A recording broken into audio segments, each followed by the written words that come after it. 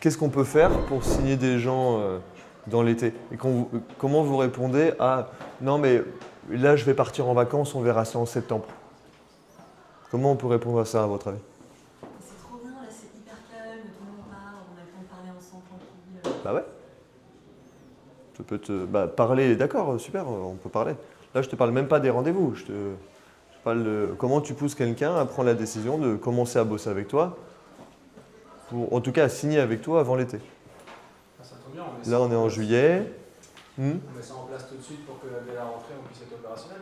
Ouais, ok. Donc c'est en gros c'est on prépare pas la guerre en septembre pour septembre quoi. Ok. Donc on prépare pour être opérationnel en septembre.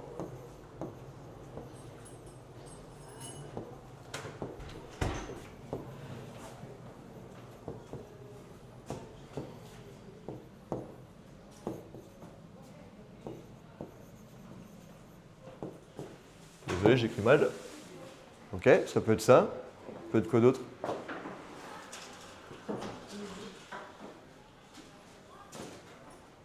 Qu'est-ce qu'on peut utiliser comme autre argument pour donner envie de signer avant? Ce sera trop tard. Ouais. Pourquoi ça serait trop tard?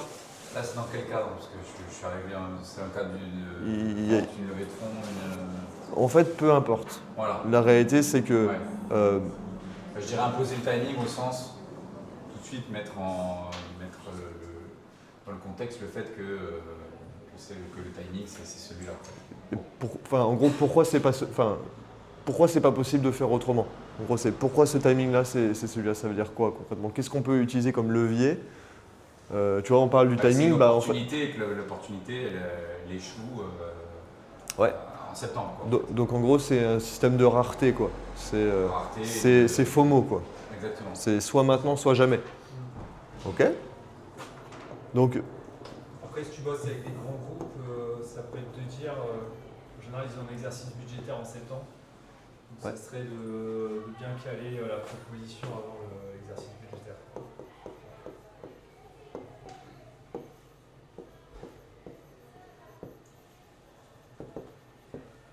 Ouais, il y a ça qui arrive. Donc, si tu veux pas déjà amputer pour la nouvelle année ton budget, fais-le passer sur ce qui te reste. Je vais récupérer un fonds de poche, on pourrait appeler ça. Ok. Quoi d'autre? En fonction du problème et de la quantification du problème. Dans quel sens tu dis ça? Dans le sens où on lui a démontré par exemple que sans notre solution il perd, je sais pas, 20 cas par mois, en disant bah ok, dans ce cas-là, ça veut dire qu'on ne sera pas opérationnel avant novembre, donc tu es prêt à perdre encore 60 cas sur septembre, octobre, novembre. Donc en gros, tu lui fais comprendre que chaque jour, chaque mois qu'il perd à bosser avec toi, c'est de l'argent de perdu. Chaque mois où il attend de signer, c'est temps perdu. Ok. Ouais, s'il te plaît. Ouais. Donc c'est en gros manque à gagner versus perte, en gros. Donc c'est tu n'as pas ta transformation à temps, donc du coup tu perds de l'argent. C'est pour ça qu'on doit régler le problème normalement. Mais si tu attends l'été, bah, tu vas perdre du temps. Perdre du temps et de l'argent. Donc perte, manque à gagner.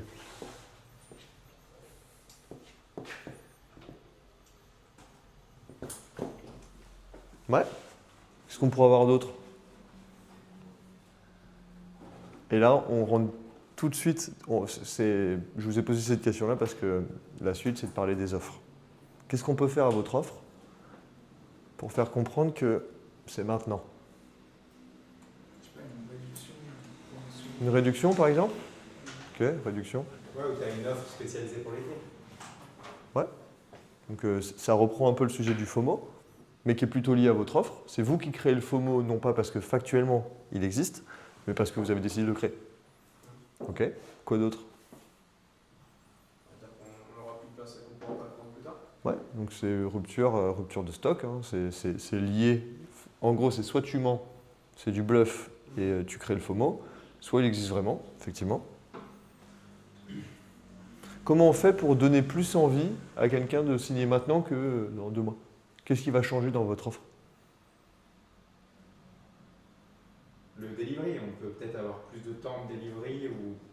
surdélivrer par rapport à ce qui se fait habituellement. Exactement. Enfin, après, il faut le montrer, la personne ne sait peut-être pas.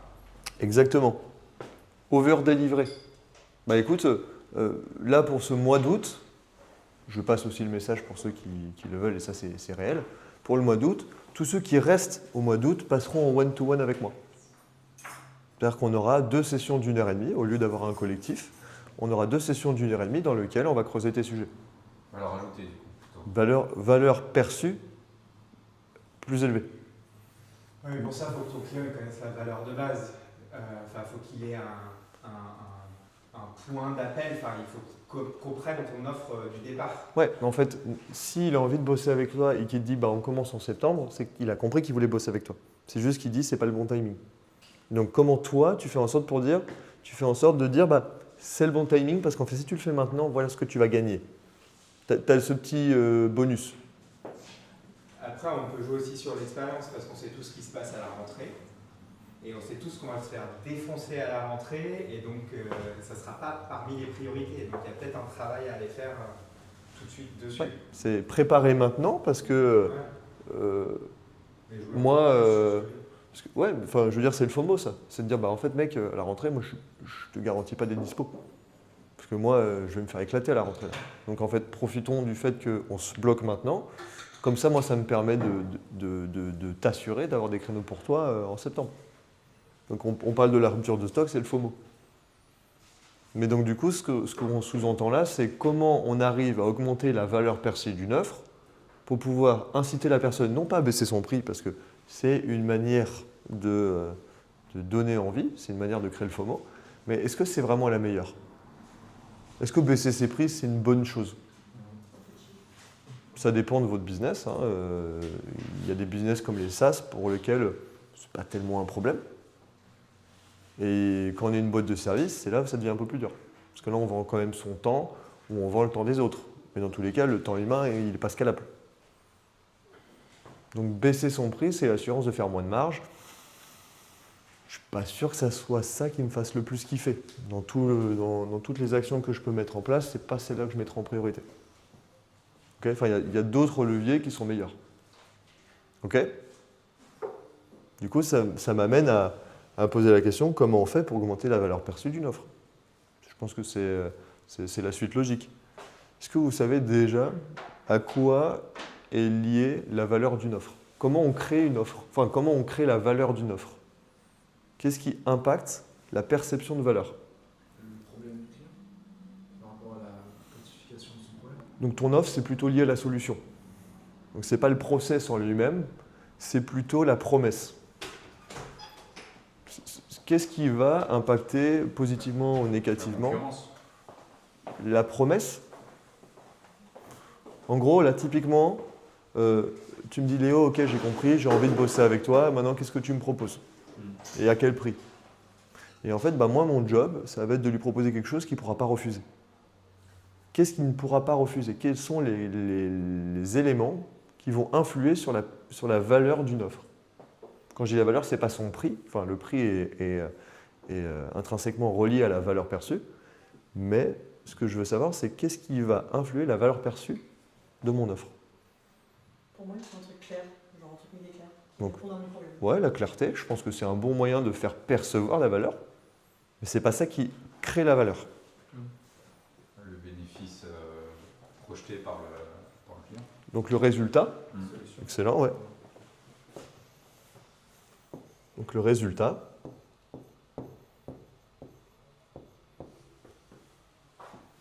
si par exemple je vous dis, ouais, écoute, tu vas gagner 300 000 euros ces 3 prochaines années. Dans 3 ans, tu gagneras 300 000 euros. Est-ce que c'est sexy comme offre? Non. Si je te dis, tu vas gagner 300 000 euros la semaine prochaine, ça me parle un peu plus. Donc c'est quoi la variable là-dedans là? Le délai, ouais, le temps.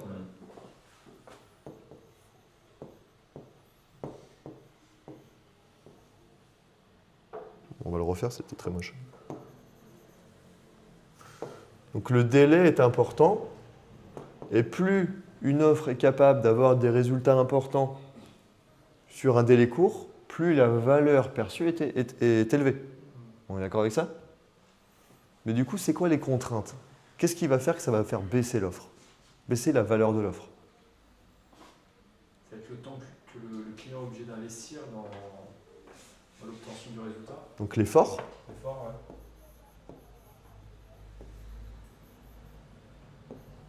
Et l'effort, là, quand tu dis effort, tu parles de l'effort de qui là? L'effort du prospect. Du prospect, ok. Oui, oui, c'est ça dont tu parlais. Ouais. Ok. Donc l'effort nécessaire pour mettre... donc l'effort prospect, si tu veux, on peut le mettre comme ça. L'effort prospect. Et puis en plus, à ce stade, c'est ce qu'on fait ressentir à l'autre. Donc D'accord. c'est... ok, bah qu'est-ce que... Si par exemple je te dis, ouais, bah, on va gagner 300 000 euros ces 6 prochains mois, par contre il faut que je t'ai 24 heures sur 24, 7-7. Tu mets la ligne. Bah voilà. Et pourtant, la Oui, promesse oui. est bonne. Oui. Donc, bah, parce que la contrainte La condition, annule complètement la valeur. Et le dernier sujet, c'est quoi? Le prix, c'est ça. Le prix. Donc ça va créer la valeur perçue et la valeur perçue va définir le prix. Si je vois la valeur de ce que ça me rapporte, alors je peux mettre un prix dessus. Qu'est-ce qui manque? Le temps, une fois de plus. Mais non, On est déjà dedans. C'est la même chose. Ok. Personne voit la chose? Qui peut m'aider là-dessus là? Si je te dis, je sais pas si ça va marcher. Certitude. Le doute. Ouais, le risque, la certitude, le risque. Donc le risque d'obtention. Ok, c'est super, tu me vends des résultats, c'est super, mais si tu me dis qu'il y a 5% de chances que j'y arrive, je vais requalifier l'offre. Ouais. Si je te dis, En gros, c'est prouve-moi que. je suis pas obligé de te le prouver. Non, mais en tout cas, l'autre, il se dit ça. Il se dit, Ouais. voilà. En fait, la valeur de J'ai l'offre va besoin être qu'on me liée. le prouve. J'ai besoin d'être rassuré sur le fait que c'est. Bah, ça dépend, ça dépend. Ton aversion au risque dépend de chaque personne, premièrement. Il y en a qui sont hyper ouverts à prendre beaucoup de risques, et il y en a qui ne le sont pas du tout. Ceux-là, quand même. Ah, bah, tous ceux qui font de la crypto. Ouais, voilà. Je dis ça parce que je suis pas dans la crypto, mais du coup. Mais ouais, mais il y en a quand même pas mal dans la crypto, tu vois. Ouais. Donc il y a ceux-là. Puis après, il y a ceux qui sont des entrepreneurs et qui investissent tout dans leur boîte. Ça, c'est un risque, hein, qu'on se le dise, c'est un énorme risque. Hein. Tu comptes que sur toi-même. Hein. Non, mais c'était juste pour dire qu'effectivement, la tendance, c'est plutôt des gens qui prennent pas. de Prudent, risques. ouais. D'où le Bah, ça dépend objet de- Ça dépend de ton audience, Ouais. effectivement. Ouais. Donc le risque.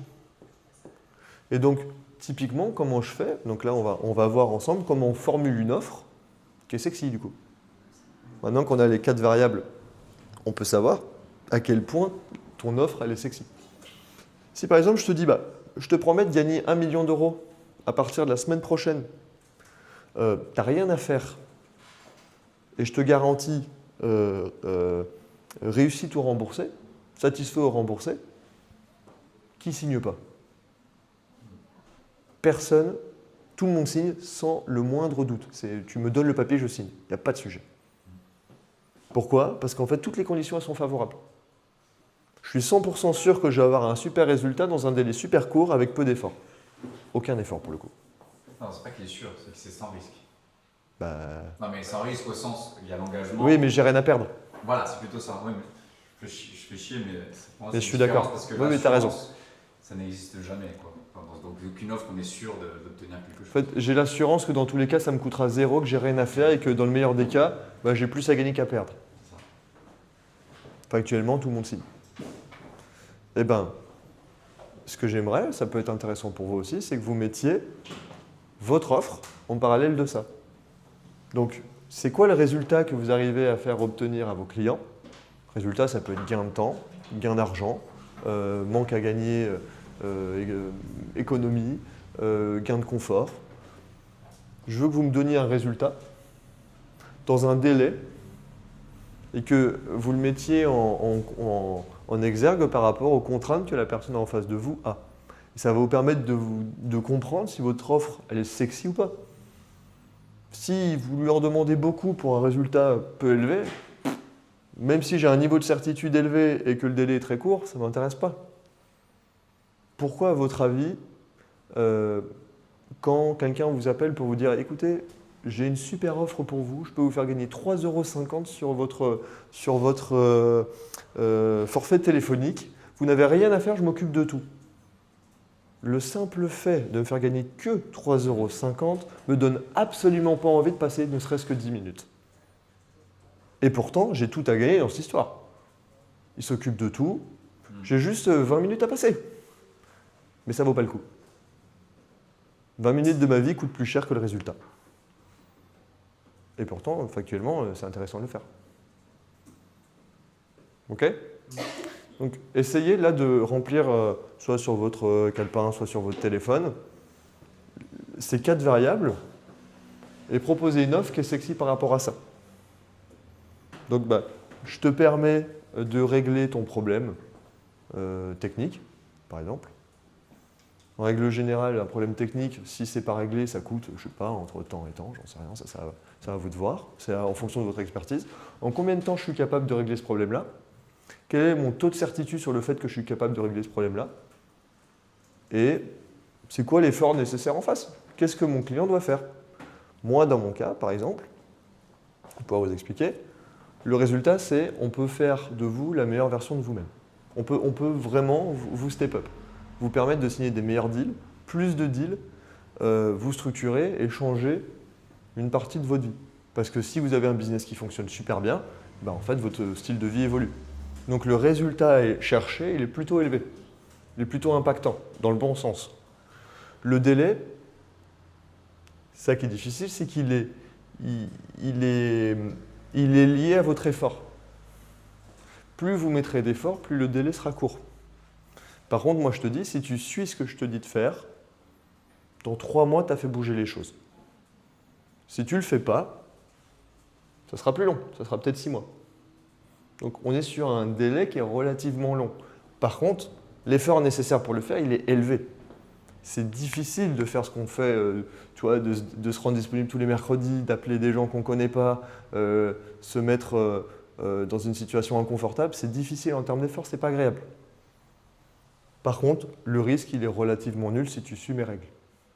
Parce que si tu appelles X personnes chaque semaine, et je pense que vous avez tous vécu l'onboarding, ou en tout cas le closing, quand on vous dit, en fait, si tu appelles X personnes, tu vas avoir X rendez-vous. Si tu as X rendez-vous, tu peux signer X deal parce que ton panier moyen il est à temps. Donc en fait, si tu suis ça, tu es sûr d'atteindre tes objectifs parce qu'on a pris de la marge. On a joué sur le risque. Je sais que l'effort est quelque chose que je ne vais pas trop mettre en avant parce que je sais que c'est dur. Donc je vais plutôt aménuiser ce truc-là en disant non mais ça ne va pas être facile, mais ça se fait. Je passe pas trop de temps dessus si tu veux. Parce que je sais que c'est ça qui va dévaluer une partie de mon offre. Ça va la rendre moins sexy. Par contre, le délai, je veux dire, atteindre un résultat très élevé en termes de satisfaction personnelle en un délai de 6 mois, qui à mon sens n'est pas hyper long par rapport au résultat cherché, ça c'est intéressant. C'est très clairement ça et ça qui nous fait gagner. Cette partie-là, c'est plutôt ce qui nous emmerde. C'est plutôt ça qui fait baisser la valeur de notre offre. C'est plutôt la partie effort. C'est vous qui devez produire énormément d'efforts. OK ? Ce que je veux, c'est que vous le mettiez de votre côté, que vous fassiez cette équation pour voir à quel point votre offre elle est sexy. Et ensuite que vous m'en parliez. Ça va ? On se donne 2 minutes ? Ou vous avez déjà rédigé vos... C'est bon ? Excellent. Ça ressemble à quoi ton offre ? Une œuvre d'art unique, on va dire valorisée à 2 000 €, livrée et installée en une semaine. Ok. Ok, excellent. C'est quoi le problème que tu règles ? En fait, ce qu'il a juste à débourser, c'est la livraison et le premier loyer. Ok. Et le risque, c'est que s'il n'est pas livré dans les temps, il est remboursé. Ok. Et du coup, le problème que tu règles, c'est que c'est quoi ? Normalement, il aurait dû payer 2 000 €. C'est ça. Ok. Donc c'est avoir vraiment une œuvre d'art qui est unique. Oui, j'avais pas cerné le truc parce qu'on n'avait pas parlé de ton business. Il a fallu. C'est leasing d'œuvres d'art, hein, c'est ça ? Ouais, c'est ça. C'est bon, je me souviens.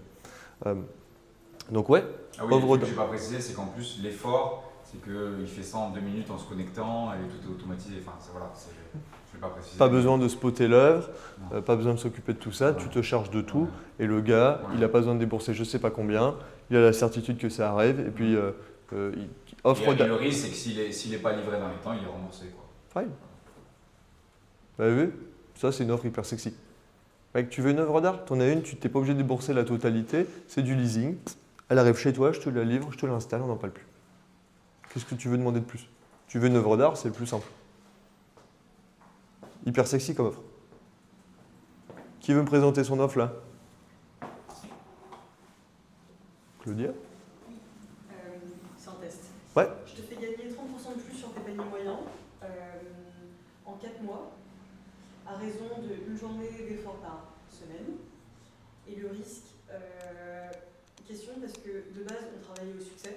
Donc en gros, les mecs nous payaient les 50% du prix une fois qu'ils étaient certifiés, qu'ils avaient leur certification. Et maintenant on le fait plus parce que c'est pas prévisible en termes de financier, enfin de quand on va arriver les sous. Et du coup on n'a rien pour contrer cette partie risque. Comment tu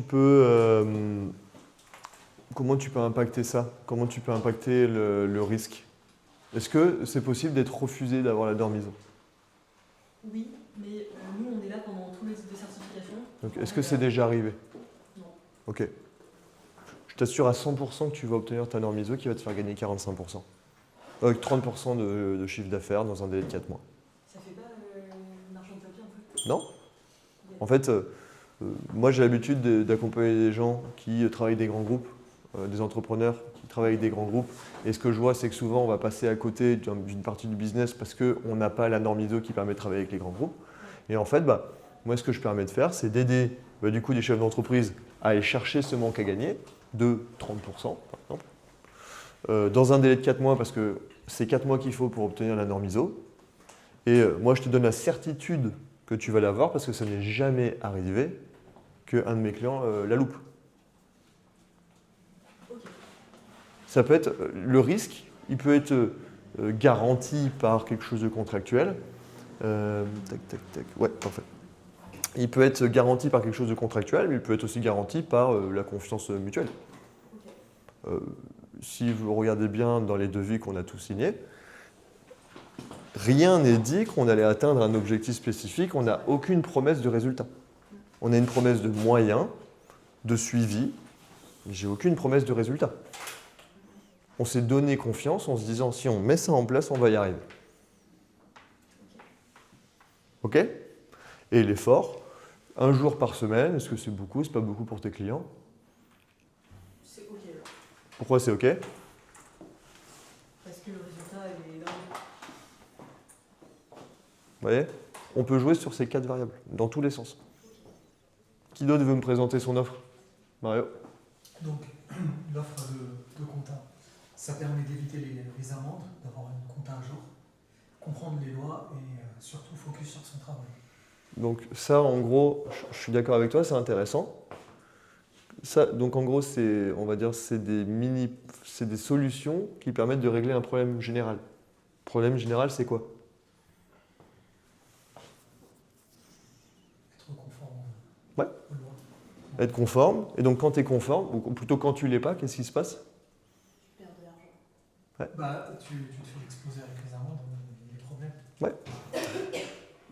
Je te garantis à 100% le fait d'être conforme aux lois et de ne pas avoir d'amende. Si tu suis exactement ce que je te dis de faire, en règle générale, on fait ça sur un délai de X mois, X jours, peu importe. Toi, tu n'as rien à faire, je me charge de tout. La seule chose que tu dois faire, c'est signer les papiers que je te demande de signer. D'envoyer les documents, truc machin chouette. Ouais. Si tu as la moindre amende, c'est pour moi. Après, c'est à toi de voir si tu es capable de le faire. Tu n'es pas obligé de le faire. Mais si je te donne cette garantie-là, l'offre, elle est encore plus sexy, quoi. C'est le truc en plus. J'essaie de vous montrer qu'on peut aller plus loin dans l'une des variables pour pouvoir augmenter la valeur perçue. Ok? Qui veut me présenter le truc encore là? Allez, vas-y. Alors, résultat, donc, on vous fait une prestation en ingénierie et design 3D. Donc, on externalise, vous fait votre produit à votre place. Ok. Donc vous êtes tranquille, pas d'efforts à faire, Ok. ou très peu, il faut collaborer pour donner des données par exemple. Délai très court, 1 mois. Et risque satisfait ou modifié. Ou Modifié. Ok. C'est-à-dire on ne rembourse pas, mais on retravaille la prestation si jamais elle ne convient pas. Ok. On peut rentrer dans un niveau de détail un peu plus élevé, dans le satisfait ou modifié. Ça peut être, pour s'assurer que tout va bien, je te donne la possibilité de faire 3 retouches maximum. En 3 retouches, généralement, on arrive à avoir quelque chose de très bien. Tu vois, on est dans satisfait modifié, qui est un truc qui est difficilement quantifiable. C'est-à-dire que toi, tu peux rapidement avoir quelqu'un qui fait des abus. Versus, j'estime que le risque que tu vas prendre quand il y a 3 retouches possibles, c'est bon, j'ai réussi à le baisser. Et puis au pire des cas, 3 retouches, c'est beaucoup, tu feras moins de marge. Mais il peut pas te tuer là-dessus. 3 retouches, c'est maîtrisé. Voilà. Donc attention aux promesses un peu trop belles. C'est bien de poser un cadre et on n'est pas obligé de sortir le tapis rouge pour signer des deals. Il suffit juste d'améliorer une des variables, sans pour autant faire un truc extraordinaire. Ok ? Donc, ce que tu aurais pu dire, c'est toutes tes pièces détachées, par exemple, faites sur mesure, sans que tu aies quasiment rien à faire, dans un délai d'1 mois, 15 jours si tu veux, c'est possible, ça fait partie des offres qu'on a. Tu n'as rien à faire si ce n'est m'envoyer tes fichiers, tes trucs, je m'occupe de tout. Et si jamais il y a le moindre retouche à faire, tu as le droit à 3 retouches pour derrière, pour la suite. On va laisser peser, ton offre elle est sexy. C'est hyper clair. Vous voyez, qui signe pas sur ce genre de choses si j'ai besoin de pièces détachées? Après, vous allez me dire, mais c'est quoi le prix? Mais le prix, il est relié à combien ça me fait gagner, quoi. Ok? Qui d'autre veut présenter son offre là? Cédric? Vas-y. Donc le résultat, c'est. Donc moi, je visais les directeurs financiers. Donc c'est une compréhension claire des leviers pour bien dépenser leur budget IT. Ok. Donc optimisation des dépenses IT. Ouais, c'est ça. Ok. Le délai, c'est. Délai de réalisation, c'est. Non, pardon. Délai de mise en. Ouais, c'est le délai de réalisation, ça. Hein, Oui, ça c'est dans combien de temps on obtient ces résultats? Ok. C'est en 1 semaine. Ok. Et l'effort, ça va être 2 réunions de travail. Ok. Une pour l'étude, une Donc pour quoi, la 2 heures quoi? Ouais, c'est ça. Ok. Ouais, peut-être un peu plus. Mais... Ok, avec 5 et heures. le risque peut le couvrir, c'est-à-dire que si pas satisfait, on peut refaire une itération. Quoi. Ok. Le risque, qu'est-ce qu'on peut changer? C'est si je te fais rien gagner. Ouais. Est-ce que tu es assuré de faire gagner tes clients ou pas? Si à partir d'une certaine taille de boîte, ouais. Ok. Bon ben voilà. C'est écoute, tant que je t'ai pas fait gagner plus que ce que je te coûte, tu me payes pas. C'est une bonne promesse. Et toi, tu sais très bien que si tu es capable de faire gagner systématiquement ce type de clients-là, tu peux le proposer. Ok? Tu veux essayer, puis après on enchaîne? Max, tu veux essayer? Grégor? Ouais, après. Ok. C'est pas très bien ici, tu veux. Oui, si tu veux. Résultat, c'est diminution des erreurs de recrutement. Donc en termes de coût, En termes de coût, si on baisse de 2 déjà, les erreurs de recrutement, c'est grosso modo 100 cas par an. ok. Délai en 1 mois. L'effort, très peu d'efforts, c'est un accompagnement à raison d'un accompagnement par semaine. Ok. C'est quoi, 1 heure? 1 heure par semaine? On aura plutôt une demi-journée avec les équipes recrutement. Donc 2 jours de travail par mois. 2-3 jours du coup. Et le risque quasi nul, parce que nous, c'est une méthode qu'on utilise aujourd'hui et notre méthode est fiable. Elle est éprouvée quoi. Elle est éprouvée. Elle est éprouvée, déjà utilisée, C'est ça. Ouais. Ok. Très bien. Et donc ce résultat-là, il est dépendant de la cible que tu as. C'est Exactement. pareil pour toi, Cédric. C'est ça. Ok. Grégor, tu veux. Ouais. Du 14 juillet au 15 août, c'est un véritable temps mort, et on le sait tous. Ouais. moi je te propose de clarifier ta boîte, l'ambition, la vision et la mission en un mois, en 4 rendez-vous qui habituellement sont 500 € de l'heure, et en satisfait ou remboursé, même si ça paraît un peu cheap. Non, tranquille, ça c'est pas un problème, mais en un mois, ça c'est ok. Ouais. C'est quoi la valeur concrète? Tu ressors avec en fait, c'est reprendre du recul de manière macro. C'est vraiment prendre du recul sur qu'est-ce que tu veux fondamentalement faire. C'est quoi l'objectif de ça? Qu'est-ce qu'on doit ressortir à la fin? C'est quoi le résultat de ça? La clarté, moi, mes entrepreneurs qui sont en hyper croissance, ils font x2 sur le CA, x2 sur leurs salariés en moins d'1 an, et qu'ils ont besoin de prendre du temps de recul sur ce qu'ils vivent aujourd'hui. Ok, donc dans le but de quoi? D'avoir une nouvelle roadmap, d'avoir plus de vision, de quoi d'autre? De l'introduire à leurs équipes. Donc des nouveaux process, une roadmap, des process. Et une clarté dans leur tête. En gros, moi je leur donne plus de paix dans les choix qu'ils font au quotidien. Ok. Donc en gros, tu as plus de clarté, tu as des vrais process et tu as une roadmap claire de ce que tu dois implémenter pour la suite, tout ça en un mois. Ouais. Par contre, c'est on se voit combien de temps 4 rendez-vous d'1 heure. Voilà. En 4 heures, on définit ta roadmap, on redéfinit les process et comme ça pour toi c'est plus clair. Ça, c'est de la valeur. Le résultat est plutôt bon, si tu veux. Enfin, moi, en tout cas, je vois la valeur là-dedans, tu vois. Hop, le risque. Le de risque, tu repars avec ta feuille de route, tu es satisfait. Enfin, tu repars avec quelque chose, quoi qu'il arrive, satisfait ou remboursé. Ouais. Est-ce que c'est satisfait ou remboursé ou c'est écoute, si tu as besoin de plus de temps, on prendra un peu plus de temps? C'est un peu de ça ta garantie. Écoute, dans tous les cas, tu repartiras avec ces 3 trucs-là et si on a besoin d'un peu plus de temps, eh ben on le prendra. Je te promets que tu repartiras avec ça. C'est une certitude. Même si ça doit prendre un petit peu plus de temps, c'est pas grave. Je réduis les risques en disant, c'est sûr que tu as le truc. Et l'effort nécessaire, bon, il n'est pas très élevé, globalement. C'est ok pour vous? Eh bien, très bien. Maintenant, quels sont les types d'offres qu'on peut proposer maintenant qu'on a vu la valeur de comment on arrive à faire une valeur... pardon, j'arrive plus à parler. Comment on arrive à faire percevoir la valeur d'une offre, ça on vient de le voir. Maintenant, c'est quels sont les types d'offres qu'on peut proposer à nos clients. Il y a plein de manières de fonctionner. Par exemple, nous, qu'est-ce qu'on fait, par exemple, chez Growth? Est-ce que je le fais pour vous? Est-ce que c'est moi qui appelle pour vous? Ou je vous aide à le faire? Ouais, donc c'est quoi plutôt? J'aide. Donc ça, c'est ce qu'on appelle...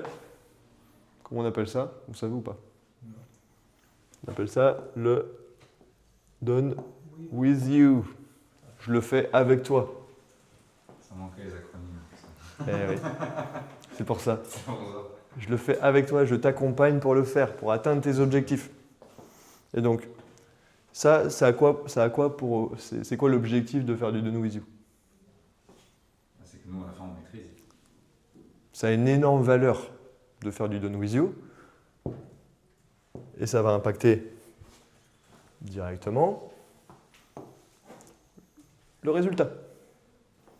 Tu vas avoir un résultat plus élevé si tu fais du done with you que si je le fais pour toi. On va appeler le done for you. Regarde, hop. Waouh. J'ai perdu ma feuille. Super. Je le done for you. Donc, l'un dans l'autre, le done with you va te permettre d'avoir des résultats beaucoup plus élevés. Mais par contre, en termes d'effort, c'est aussi plus important. Donc vous avez intérêt, si vous faites du done with you, à avoir un résultat qui est excellent, qui est hyper impactant. Sinon, ça ne va pas me plaire. Je n'ai pas envie de faire un truc qui ne va pas beaucoup m'impacter. Donc quand on fait du done with you, je veux vraiment que ça impacte directement ma vie d'entreprise ou ma vie personnelle. Là où le done for you, à la limite, est-ce que c'est très grave si je n'ai pas des résultats monstrueux?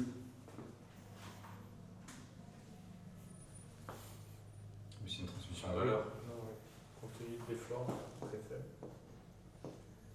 Le résultat n'est pas obligé d'être très haut, ouais, effectivement, parce qu'en fait, j'ai aucun effort à faire. J'ai aucun effort à faire. Donc, la réalité, c'est que je peux faire du done for you un peu comme une commodité. Je vais dire, bah, tu vois, le coaching, c'est 5 000 € par exemple. Et le done for you, alors que je ne fais pas énormément de marge parce que je fais travailler d'autres gens, bah, je vais le vendre moins cher. Pourquoi? Bah, parce que le résultat obtenu, il est moindre. Par contre, l'effort, il est nul. Donc, bah, tu es OK à l'idée de payer ça, parce qu'en vrai, tu vois moins de valeur là-dedans, mais tu n'as rien à faire, alors pourquoi pas? C'est moins engageant. Qu'est-ce qu'on va voir d'autre?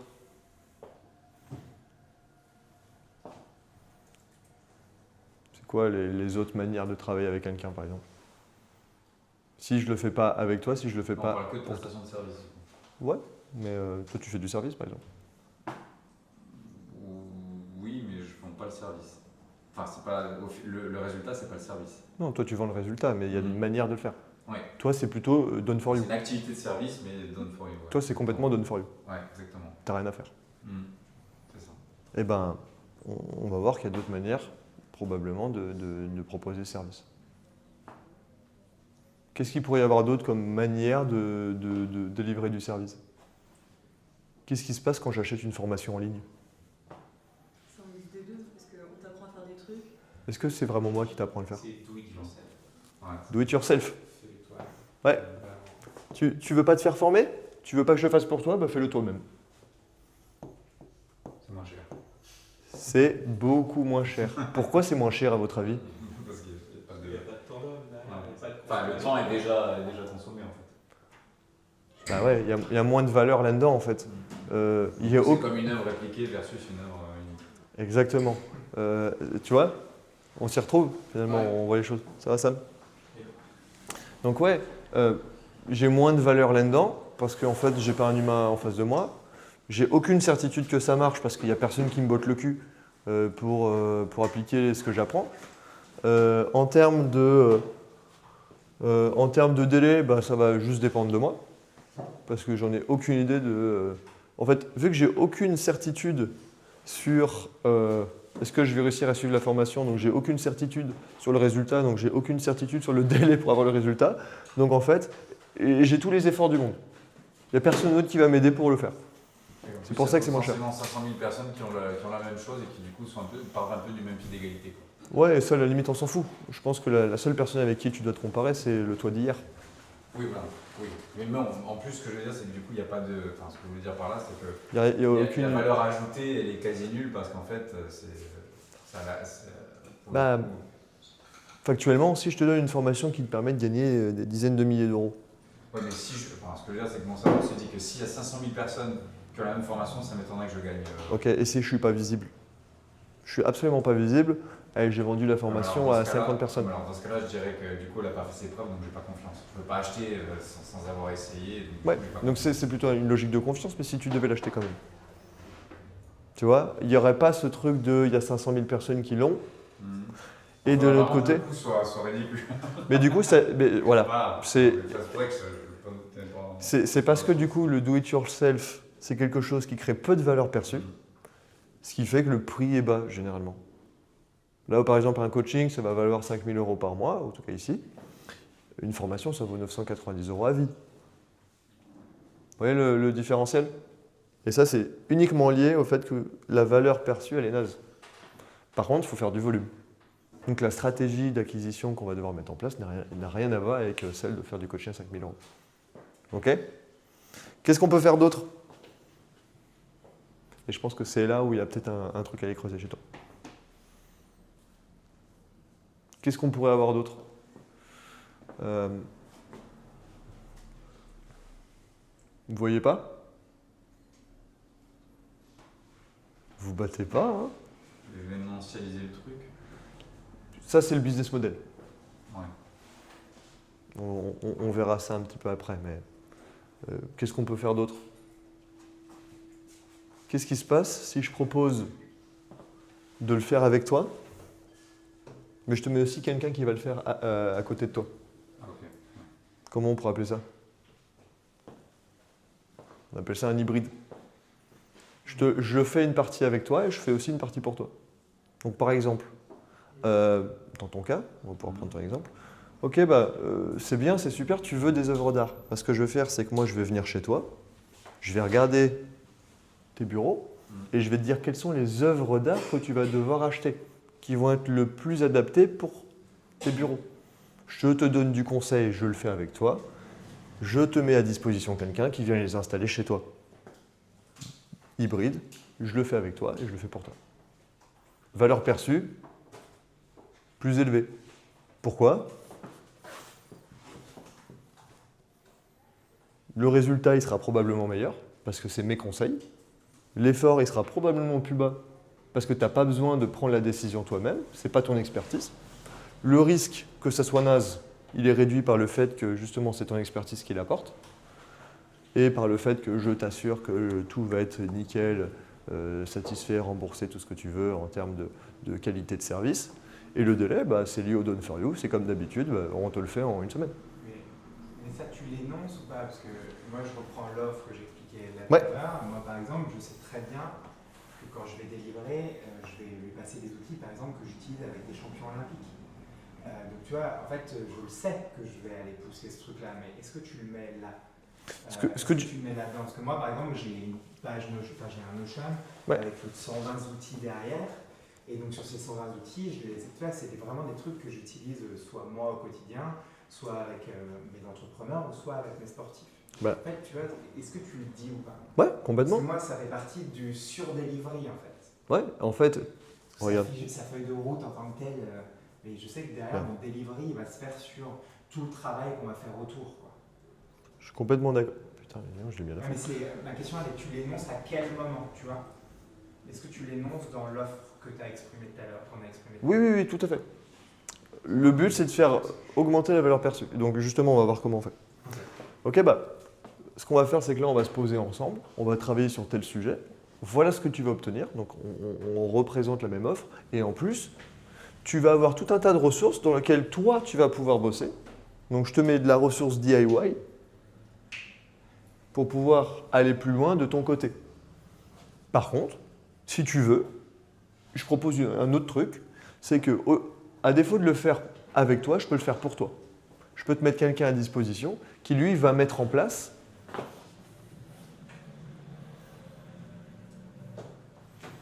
ta roadmap, qui va définir ta roadmap, qui va définir tes process et les mettre en place. Donc, je le fais avec toi et je te mets à disposition quelqu'un qui va le faire pour toi après. Tu vois? Et donc là, tu augmentes la valeur perçue parce que j'ai rien à faire, moins d'efforts. Vous voyez l'ajustement? Si tu veux, je peux te donner juste du conseil. Si tu veux, je peux juste le faire pour toi. Si tu veux, je peux faire les deux. Et si tu veux, je peux te mettre à disposition des ressources supplémentaires que tu pourras consulter toi de ton côté, qui augmentent la valeur perçue. Je te mets à disposition toutes les œuvres d'art et tout ce qui est en train d'arriver, tout ce qu'on est en train de spotter. Tu as une page qui reprend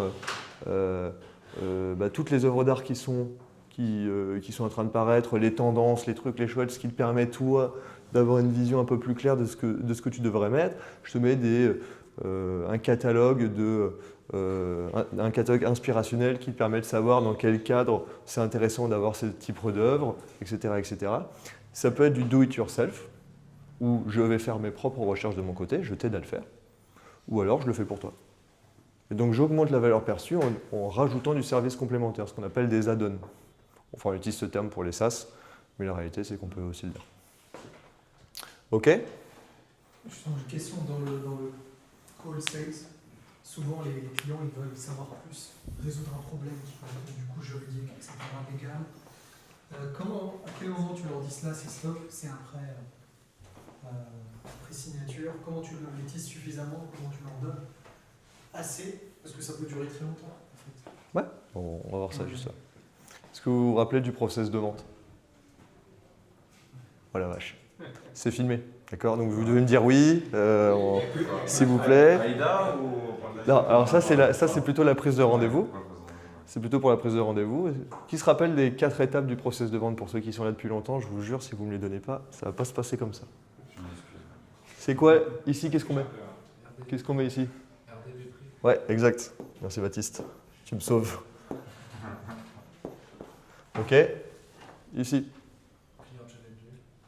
Prospect change, il n'est pas encore client, sinon c'est trop facile.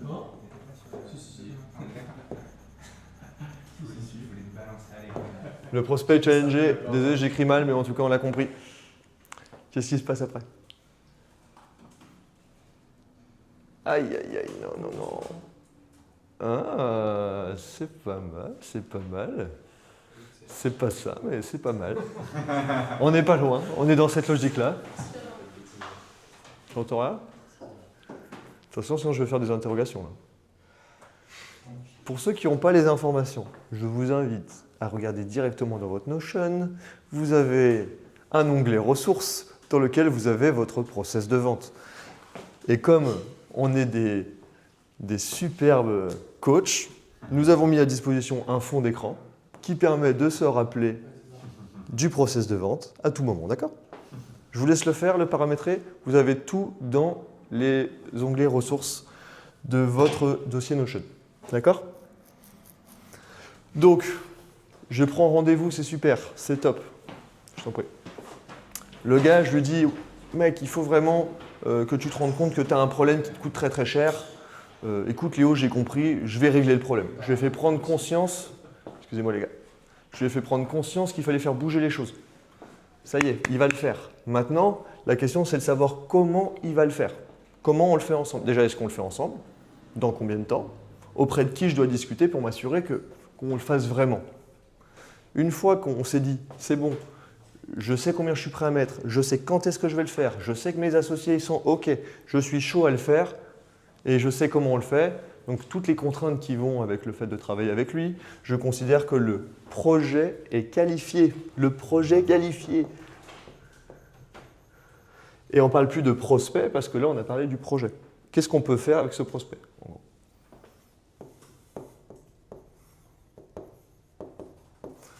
Eh bien c'est super. Pourquoi je vous parle du process de vente? Parce qu'on est en train de parler de vos offres.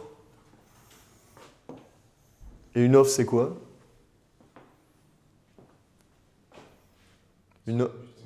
C'est un projet. On imagine une offre, je lui présente les offres que j'ai envie de faire avec lui. Et ensuite, il va me dire, ouais, bah moi je veux plutôt ce truc-là, moi je veux plutôt ça. Je lui dis un peu ce qu'on fait, et puis à partir de là, il va choisir ce que lui semble être le plus intéressant. Et c'est aussi à vous de lui conseiller sur ce qui est le plus pertinent pour lui. Ok? Votre rôle, c'est de l'aider. Donc, dans les étapes, parce que là on a les grandes étapes, mais à l'intérieur il y a des petites étapes. Pour ceux qui ne l'ont pas vu, c'est normal, ne vous inquiétez pas, c'est un truc qu'on va aborder prochainement. Pas aujourd'hui, mais pour les prochaines fois. Ici, on va voir la co-construction. Donc, Louis, tu n'étais pas loin.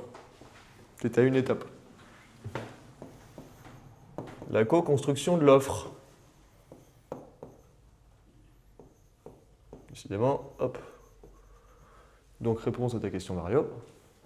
À quel moment on aborde ce sujet? À partir du moment où le gars, il est chaud à l'idée de bosser avec nous.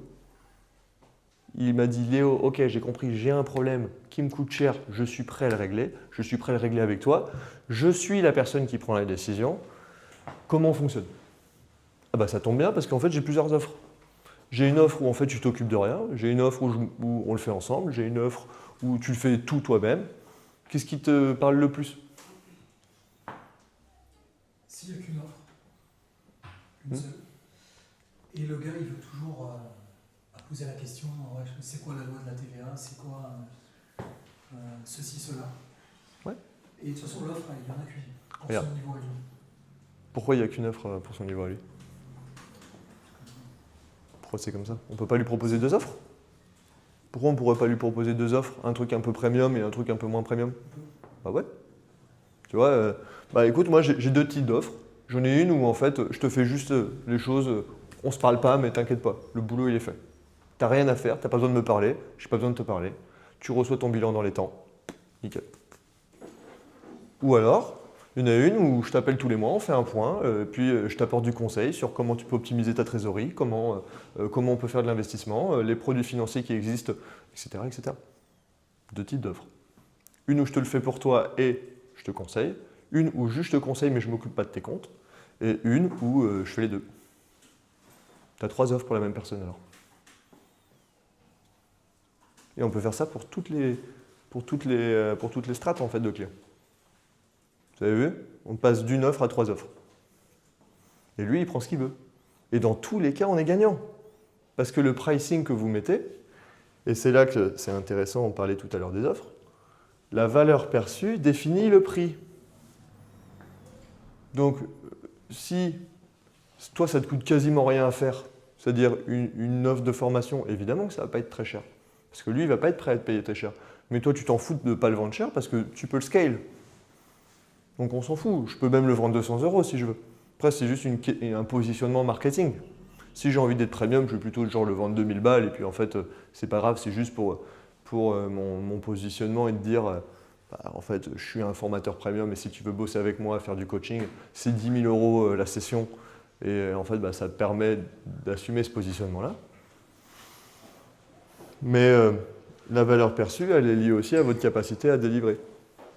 Plus vous êtes capable de délivrer avec un minimum d'effort, moins vous avez besoin de le vendre cher.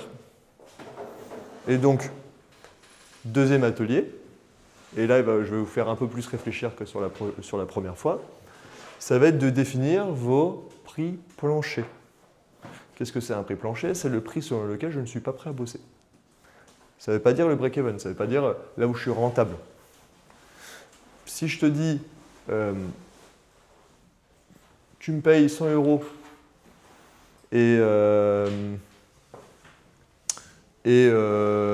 et moi, en gros, je dépense 70 € de ressources, factuellement, je suis rentable. Mais est-ce que j'ai envie de me battre pour 30 €? Non. Je ne me bats pas pour 30 balles, j'ai autre chose à foutre, je pense. Je pense que tout le monde ici a autre chose à foutre que de se battre pour 30 €. Et ben, c'est exactement ça. À partir de quel volume vous vous battez? À partir de quel volume vous vous dites « je suis chaud de bosser avec toi parce que ça me tente, c'est un truc qui m'intéresse. Sinon, je ne bouge pas mon cul, je préfère pas bosser. » Et comme ça, je peux me concentrer sur juste prospecter. Je ne vais pas bosser avec un mec qui me rapporte 30 € alors qu'en fait, le temps que je vais passer, c'est du temps où je ne prospecte pas, où je peux faire des dizaines de milliers d'euros à côté. Ok? Donc ce que j'aimerais bien que vous réfléchissiez, c'est que pour chacune des offres qu'on a vues, maintenant qu'on a vu qu'il y avait plusieurs types d'offres, à partir de combien vous accepteriez de bosser? Donc là, ça va demander un peu plus de réflexion. Il va falloir réfléchir au temps engagé, au résultat que vous allez lui apporter. Parce qu'en fait, si je te fais gagner 1 million d'euros, ça me ferait chier de bosser pour 10 000 balles. Et pourtant, même si ça me fait bosser que 10 heures, ça me fait chier. Même si c'est 1000 balles de l'heure, ça me fait quand même chier.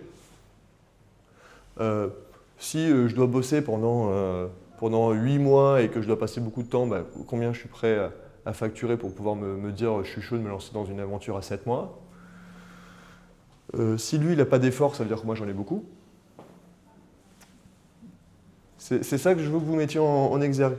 Et le risque, je suis prêt à prendre quel risque? Et donc, si je prends ce risque-là, combien je veux facturer?